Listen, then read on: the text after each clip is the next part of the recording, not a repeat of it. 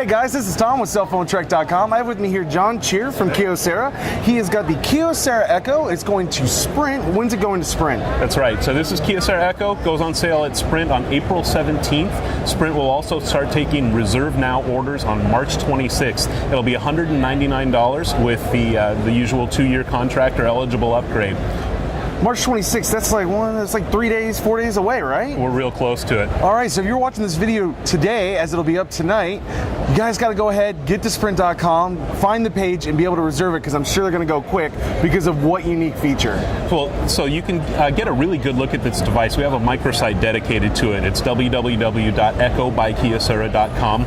You can also go to sprint.com/echo, but I'll walk you through it real quickly. You can see in its closed configuration, looks like your standard 3.5-inch WVGA touchscreen device.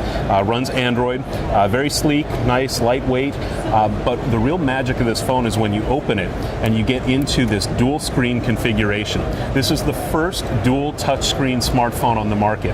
And you've gone from 800 by 480 pixels here to 800 by 960. And to put that in relative terms, you're talking about 10.8 square inches, about 46% bigger than the iPhone 4 even, for example, as far as your usable real estate.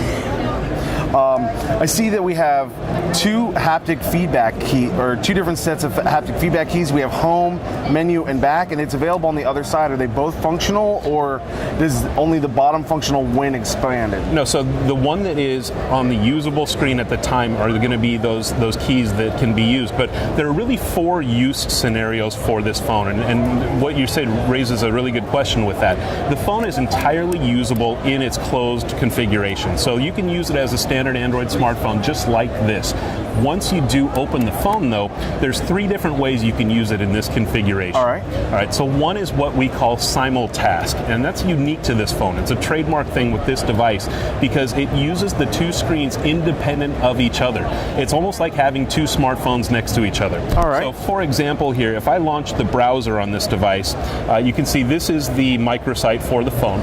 Now, what I can do here is, if I saw information, I'm browsing here, see something that I want to send to somebody, simply by touching both screens at the same time, I'm going to get, you can see the 2 menus here. Yeah, definitely. And I can go and, for example, on this screen, I'll open email. Now, I still have all my browser capabilities on this window, but at the same time, I can go in, put that information, and send it right off to somebody. You have your reference material, you got the microsite about this, but it could be anything from a office email or, website or a funny cat video on YouTube, and then you can go ahead and email all the correct information right on the other side. That's right. So this is an example of simultask. There are about 50 different ways you can configure the 2 sides between browsing, messaging, email.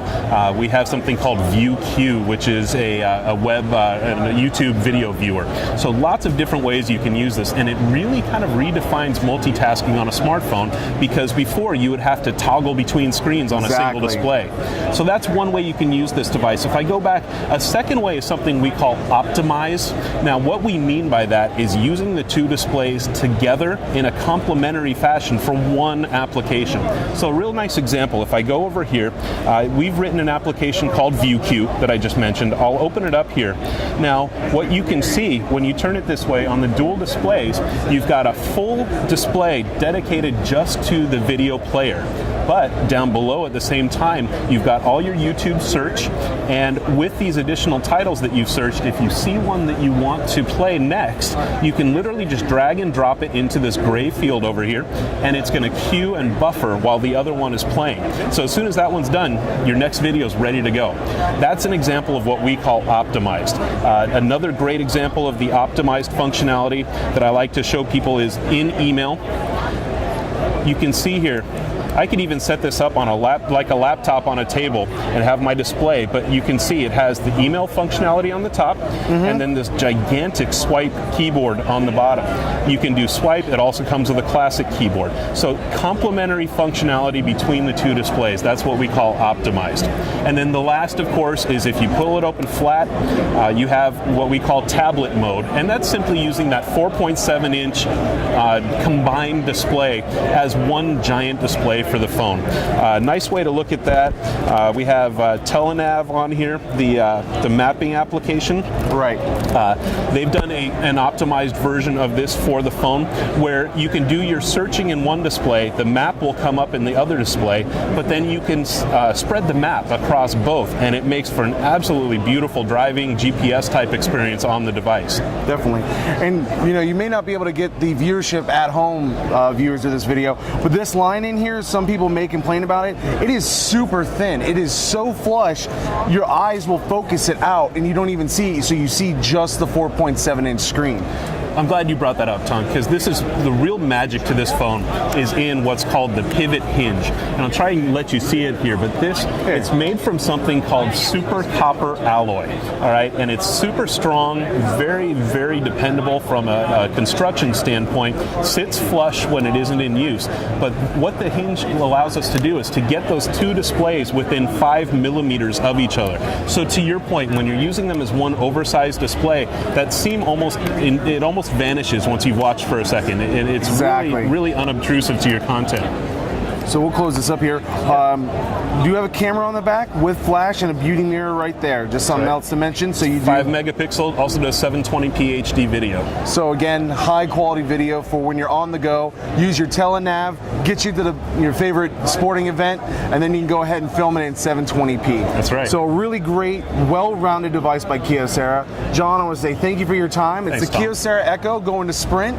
We also want to say our wishes from Cell Phone Trek are with you and Kyocera, because Kyocera is one of the only mobile phone manufacturers based in Japan, and as many of you know, they were hit by a devastating earthquake, so our thoughts are with you and your colleagues. We're really sending our thoughts and prayers over. We have a lot of colleagues over in Japan. Kyocera is actively involved in the recovery efforts over there financially and from a human resource standpoint, so yeah, it's important. Thanks for your kind wishes. Definitely.